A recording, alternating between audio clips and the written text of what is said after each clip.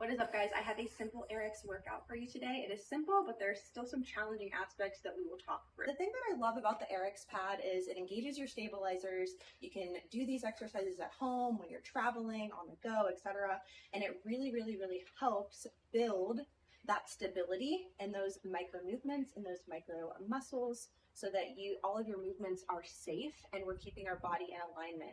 That not only helps with spinal health, muscle health, but our spine is also a neural pathway for communication chemically, for digestion, for hormone metabolism, for all of those chemical reactions.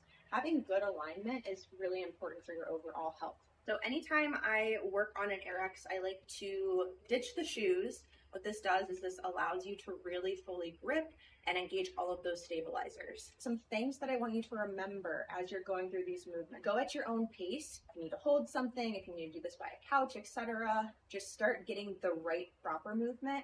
Don't worry about going super fast or super long. This is something that you can build up and build to doing for like 30 minutes, and it's a really great workout. A couple other tips is you want to make sure that we are keeping our core engaged and tight at all times. Our hips are in alignment, and we don't want to have any lordosis. So we want to tuck that pelvis so we have that nice posture, core engaged, hips in alignment.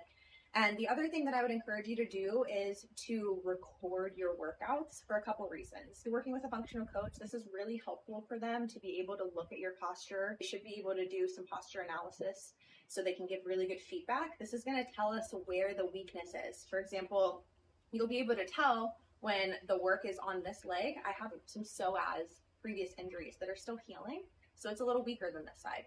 You'll probably notice that you have a dominant side, but by recording, you'll actually be able to see that, and then you can really strategically implement solutions for correcting those alignment issues. For this movement, we're going to stand feet hip width apart. I want you to be pushing away with those knees, and you want to be really keeping tension in your muscles, every single muscle when you're doing this. So whenever we're going down and hinging, we're going to be keeping tension in our glute. We're going to be keeping our core tight. We're going to be keeping tension while also breathing. Inhale and exhale. These are slow movements. They're intentional movements. And you want to be more concerned with your form than speed or strength, etc. This is a 5-pound weight, so you don't have to use a lot of weight here. This is more about alignment. I'm going to start to alternate legs and arms. So I'll start on my right leg. Right, so we want to keep our core tight, hips engaged, pelvic tilted, and we're going to lean back. Again, I'm going to keep that glute tight, so we have that tension, and I'm finding one place in front of me to keep my gaze. If you need to drop that back leg, when you start out, that's okay, but you're going to drop down the opposite arm, and we're going to flip. We're going to bicep curl, keep that tension on the bicep. When we get here, we're going to flip. We're going to keep that tension, fully extend. And we're going to come down to 90 degrees. Up, down, keep that elbow close to you. We're going to rotate and bicep curl down. We're going to rotate and keep that tension the whole way up. You're gonna wanna repeat that 3 times on each side. And you are gonna notice that you probably have one side that's stronger than the other. Keep that core tight, keep those hips in a line. Again, don't wanna be up or down. We wanna keep them straight in alignment. You're gonna notice, see how those stabilizers are working? So this is my weaker side. We're going to really fire that glute to keep us in there. Our pelvis is tilted, and we're gonna find that one spot. You lower down, you can see those stabilizers working.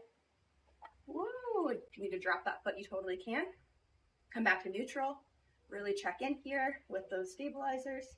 When you're ready, we flip. We bicep curl, keep that tension. We flip. We shoulder press. 90 degrees. Bring that in. Flip. Bicep curl, keep that tension. Flip.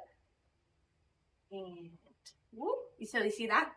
That's really important to know, because that is a weakness in that muscle. So we want to keep that tension all the way down. If you need to drop that leg, you totally can. And then step back. So I have some injuries that we're nursing on this side, and you can see that. Go slow, go at your own pace. but that's really helpful to start rebuilding and getting those alignment back in check. Go ahead and try those out. Do 3 on each side, build up to be doing 30 minutes of this, and let me know what you think in the comments below.